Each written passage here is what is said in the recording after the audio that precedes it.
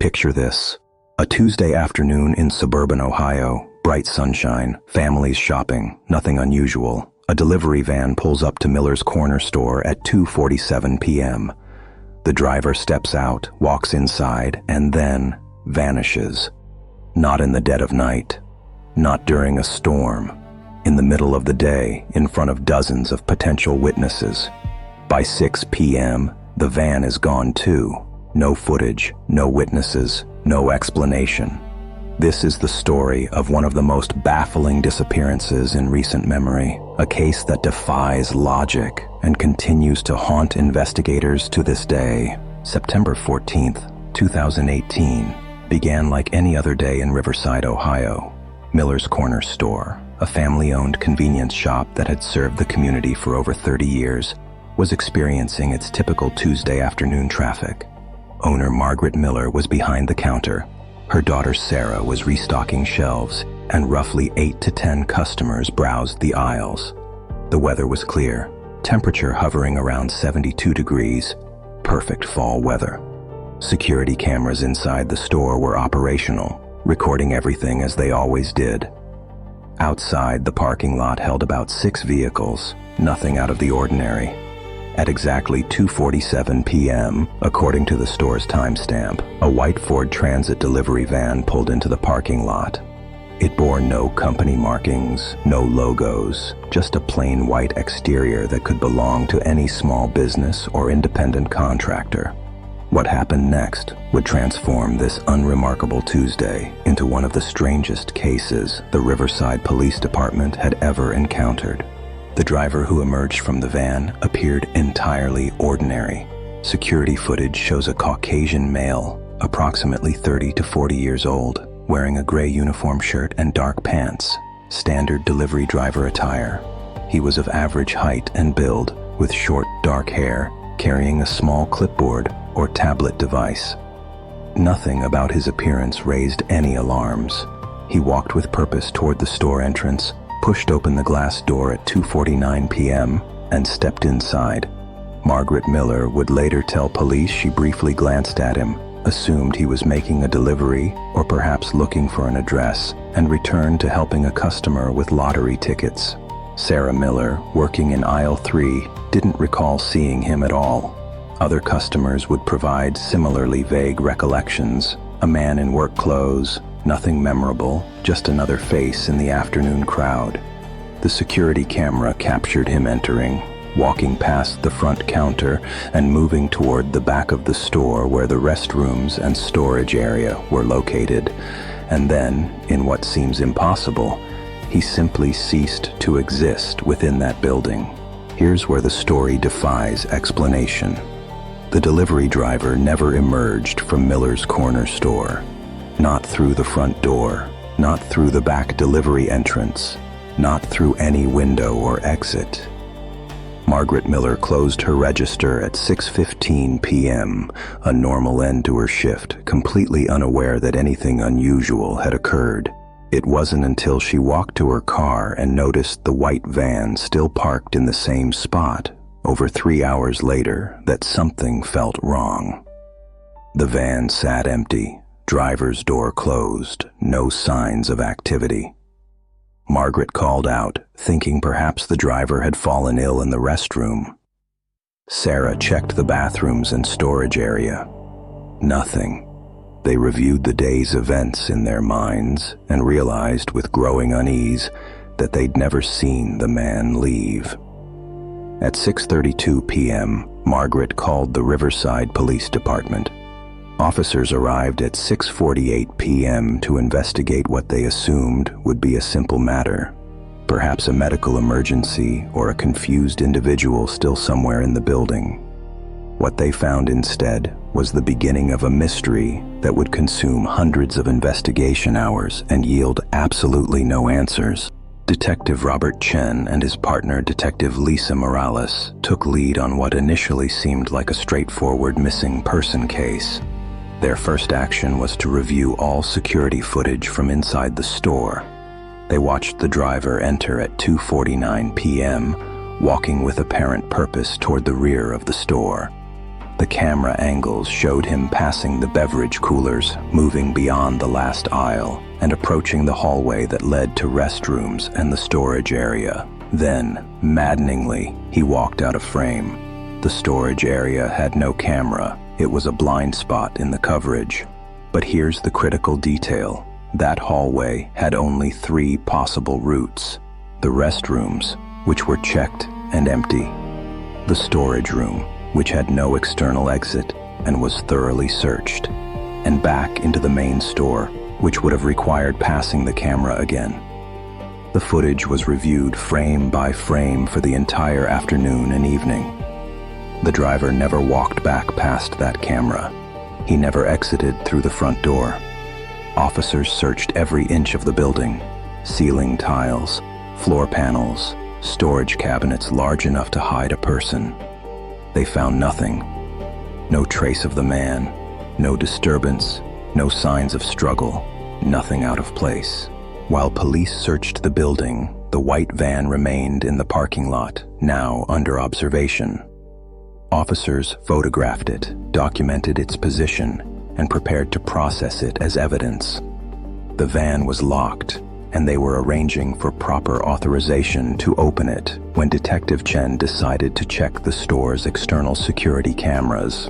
Miller's Corner store had 2 exterior cameras, one covering the front entrance, one covering the side delivery area. Neither had a direct view of the parking lot where the van was positioned. This wasn't unusual. The cameras were installed primarily to monitor entry points, not vehicle activity. At 8:17 p.m., while officers were inside reviewing interior footage again, something impossible happened for the second time that day. A patrolman stationed outside radioed in with confusion in his voice. The van was gone. Not driven away. Gone. He'd been positioned near the front entrance, had looked away for perhaps 90 seconds to speak with a witness, and when he turned back, the empty parking space stared back at him. Detective Morales rushed outside, unable to believe what she was hearing. The parking lot was empty. The van had vanished just as inexplicably as its driver. Traffic cameras at nearby intersections were immediately reviewed. Nothing. The van never appeared on any road leading away from the area. It was as if it had simply dematerialized. The investigation into the van itself revealed more questions than answers. Using the partial license plate captured in the store's footage during the brief moment the van was visible pulling into the lot, police traced the registration. The plates belonged to a 2015 Ford Transit reported stolen 3 weeks earlier from a rental facility in Columbus, Ohio, approximately 90 miles away. The rental company confirmed the theft, but had no leads on who took it. More disturbing, the company's GPS tracking system, which should have been active on the vehicle, had been professionally disabled. This wasn't a simple wire-cutting job. Someone with technical knowledge had thoroughly removed the tracking capability. Forensic analysis of the store's exterior footage, enhanced and magnified, revealed that the van's VIN had been obscured. The company rental markings had been removed, and even the make and model badges had been taken off. This was a vehicle someone had deliberately made anonymous and untraceable. The rental company provided records showing the van had been rented only twice since purchase, both times to verifiable customers with no connection to Riverside or any criminal activity. The theft report had generated no leads until now. But why steal a delivery van, drive it 90 miles, park it at a random convenience store, and then abandon both the vehicle and a carefully planned disappearance? Detective Chen and his team interviewed every person who had been in or near Miller's Corner store that afternoon. The accounts were frustratingly consistent in their vagueness. Margaret Miller remembered a normal-looking delivery guy, but couldn't describe his face in detail. Sarah Miller never saw him clearly at all. Customer Patricia Owens recalled seeing someone in work clothes but thought he might have been wearing blue, not gray. Another customer, James Richardson, was certain the man had been carrying a package, which contradicted the footage showing only a clipboard. A teenager in the parking lot remembered the white van, but insisted it had some kind of logo on the side, yet the footage clearly showed it was unmarked. These inconsistent details plagued the investigation. Forensic psychologists explained that eyewitness testimony is notoriously unreliable, especially for mundane events people have no reason to scrutinize. The man had looked so ordinary, so expected, that he'd essentially been invisible. No one had studied his face. No one had found him remarkable enough to remember. Police brought in a sketch artist, but the resulting composite was so generic it could match thousands of people. Brown hair, average features, no distinctive characteristics. He was the human equivalent of the unmarked van, deliberately forgettable. As weeks turned into months, investigators and amateur sleuths developed numerous theories to explain the impossible disappearance. Theory 1. The driver had an accomplice inside the store, perhaps an employee or customer who helped him hide, then escape. But how?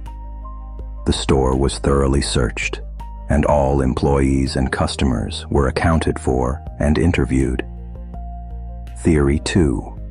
There was a hidden passage or exit in the storage area that investigators missed. Multiple searches with ground-penetrating radar and structural experts found no hidden spaces, no forgotten tunnels, no concealed doors. The building's blueprints matched its physical reality exactly. Theory 3.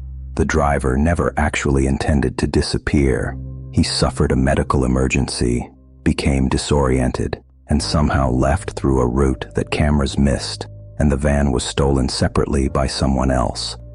But the timing was too coincidental, and there were no other exits that cameras didn't cover. Theory 4. The most unsettling. The entire event was a carefully planned distraction or test. Perhaps the driver and van were part of some intelligence operation, criminal organization testing surveillance gaps, or even a psychological experiment. But to what end? Nothing was stolen from the store. No crime was committed beyond the van theft weeks earlier. It seemed like an enormous effort for absolutely no apparent payoff. By early 2019, the case had grown cold. Despite hundreds of investigation hours, interviews with over 60 witnesses, reviews of traffic cameras within a 10-mile radius, and appeals to the public for information, the Riverside Police Department had no answers. The driver was never identified. The van was never recovered. No one came forward claiming to know anything about the incident. The case remained officially open, but no longer received active investigation. Detective Chen, who retired in 2021, admitted in a later interview that the Miller's Corner store disappearance haunted him more than any other case in his 30-year career. "Everything about it seems impossible," he said, "but it happened. In broad daylight, on camera, with witnesses, and we have absolutely nothing." The store itself changed hands in 2020 when Margaret Miller decided to sell after 42 years of ownership. The new owners installed additional cameras covering every angle, including the parking lot, a direct response to the unsolved mystery. Local residents still discuss the case, and it's become something of an urban legend in Riverside.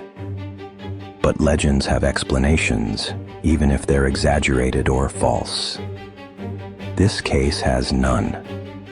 Just a man who walked into a building and never walked out. Just a van that disappeared in 90 seconds. Just questions that may never have answers. The case of the vanishing delivery driver remains one of the most perplexing unsolved mysteries in recent Ohio history. No body has ever been found. No missing person reports match the description from that day. No white Ford Transit matching the stolen vehicle has ever been recovered. The driver, whoever he was, stepped into Miller's Corner store on September 14, 2018, and ceased to exist in any traceable way. Sometimes the most frightening mysteries aren't the ones involving obvious violence or clear criminal intent. Sometimes they're the ones that simply make no sense at all, that violate our understanding of how reality should work. Somewhere, perhaps, There's an explanation. Maybe the driver is living under a new identity, having successfully executed the perfect disappearance. Maybe there's a detail investigators missed, a piece of evidence that would unlock the entire puzzle. Or maybe some mysteries aren't meant to be solved. Maybe some questions are destined to remain unanswered, lingering in the space between what we know is possible and what we witnessed actually happen. The parking space outside what used to be Miller's Corner store sits empty most days now, but sometimes local residents say they still pause when they pass by, half expecting to see a white van parked there and a man in gray walking toward a door he'll never walk back through.